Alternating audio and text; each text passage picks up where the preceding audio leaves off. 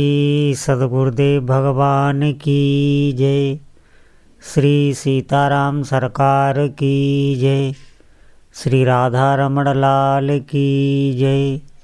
श्री गौरी शंकर महादेव की जय। सभी दर्शकों और भक्तों को कोटि कोटि प्रणाम। सबको प्रेम भरा जय जय श्री राधे, जय जय श्री सीताराम। सभी साधक बहुत ही ध्यान से सुनेंगे।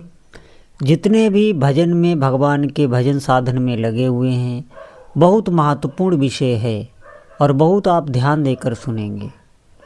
देखिए, जब भी हम भगवान की सेवा पूजा, चाहे वो घर में कर रहे हैं या मंदिर में कर रहे हैं, या हम भगवान का पवित्र नाम जप या मंत्र जप कर रहे हैं, तो उस समय आप देखेंगे कि थोड़े समय के लिए भी मन हमारा स्थिर नहीं होता।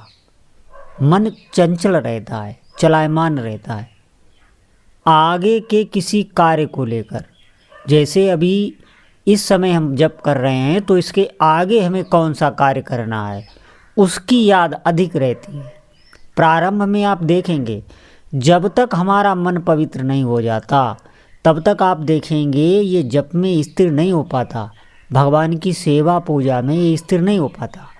आगे को लेकर इसे चिंता रहती है और ये व्यर्थ चिंता होती है। अभी आप वर्तमान समय में जब भजन कर रहे हैं, तो आपको उसमें मन लगाना चाहिए, उसमें स्थिरता लानी चाहिए। अपने अंतःकरण को देखना चाहिए कि हमारा चित्त इस समय क्या कर रहा है, कहाँ जा रहा है। तो आप इसे पाएंगे कि ये संसार में ही है, उसी कार्य को लेकर ये व्यथित है, जबकि वो भविष्य का कार्य है। अभी इस समय हमें बहुत तल्लीनता से जप करना चाहिए, और ये तब तक रहेगा जब तक आपका अंतःकरण पवित्र नहीं हो जाता। आप बहुत इस बात पर मंथन करें। जप करते करते आपका अंतःकरण पवित्र होगा, और इसमें समय भी लग सकता है।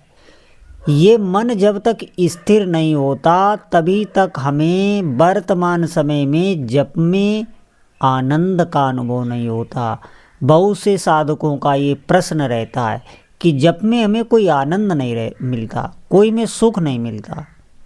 अरे, सुख हमें तो तब मिले जब हम जप का स्वाद लें।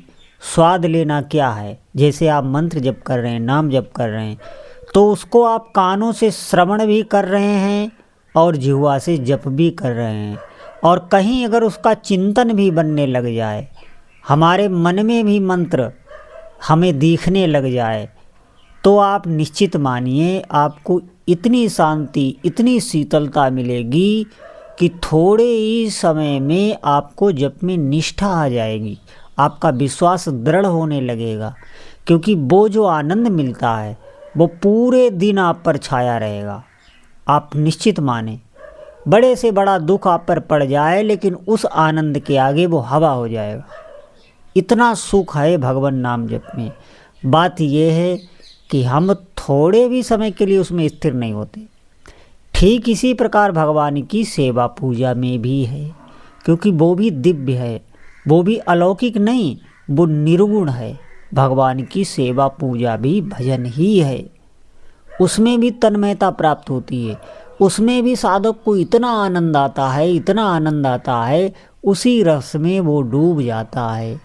और फिर से समय दिन भर भगवान का बार बार स्मरण होता है, उनकी लीलाओं का ज्ञान होने लगता है साधक को। भगवान की जिन भी उपास्य देव का आप जप कर रहे हैं, उनकी अगर आप प्रकट में सेवा करें, तो इसे बहुत लाभ है। आप ध्यान दें, ये मैं वाणी से बखान नहीं कर सकता कि जिनका आप जप कर रहे हैं उनकी अगर सेवा भी बनने लग जाए, इस बात पर हम ध्यान नहीं देते। और सबसे प्रमुख बात है, भले ही हमारे पास समय ना हो, हम सेवा नहीं कर सकते, तो हमें जप में ही मन को केंद्रित करना चाहिए। तो जप में ही आपको स्वाद मिलने लगेगा, और फिर ऐसी जप की कृपा हो जाएगी कि भगवान की सेवा आपको प्राप्त हो जाएगी। जिन भी उपास्य देव का आप मंत्र जप रहे हैं, नाम जप रहे हैं, उनकी सेवा आपको प्राप्त हो जाएगी। कहीं से भी वो आ जाएंगे और अपनी सेवा करवाने लगे। निश्चित मानिए, आप हिम्मत ना हारें। देखिए सबका मन नहीं लगता ना तो स्थिर होता है, तो इसका मतलब ये नहीं हम जप करना छोड़ दें, आप धैर्य धारण करें। अगर कोई पूछे कि भजन में हम स्थिर कैसे हों, एकाग्र कैसे हों, तो इसका एक ही उत्तर है, भजन करने से ही आप भजन में एकाग्र होंगे, स्थिर होंगे। आपको भजन ही करना पड़ेगा और दूसरा कोई उपाय नहीं। निश्चित आप मानिए, जिस दिन भी आपको भजन में रुचि हो जाएगी उस दिन आपको इस जगत में कुछ भी अच्छा नहीं लगेगा। आप दौड़कर भगवान की सेवा में या नाम जप में ही लग जाएंगे और आपको कुछ समझ में नहीं आएगा, क्योंकि आप जान पाएंगे, आपको ज्ञान हो जाएगा कि इतनी शांति तो हमें आज तक कहीं मिली ही नहीं, इतना आनंद तो हमें कहीं मिला ही नहीं। तो भैया हमें अधिक से अधिक नाम जप में लगना चाहिए।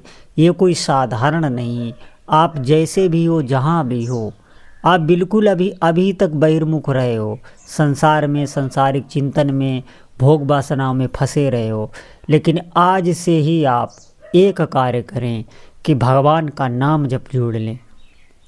आज से ही अपनी दिनचर्या में अधिक से अधिक नाम जप करें, श्रद्धा के साथ करें, तो आप देखेंगे कुछ ही दिनों में आपको दिव्य दिव्य अनुभूतियाँ होने लगी हैं और आपके जो शोक का कारण था, जो भय का कारण था, जो जीवन में आपके बाधाएं थीं, वो दूर होने लगी। तो हम बहुत धैर्य से भगवान का नाम जप करें। बोलो जय जय श्री सीताराम।